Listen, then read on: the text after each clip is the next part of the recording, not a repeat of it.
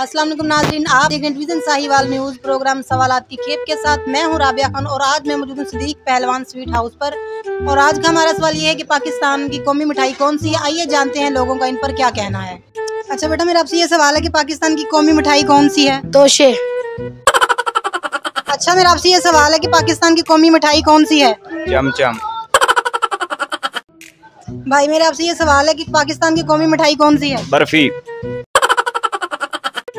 अच्छा, मेरा आपसे ये सवाल है कि पाकिस्तान की कौमी मिठाई कौन सी है? जी, पाकिस्तान की कौमी मिठाई रसगुल्ले है।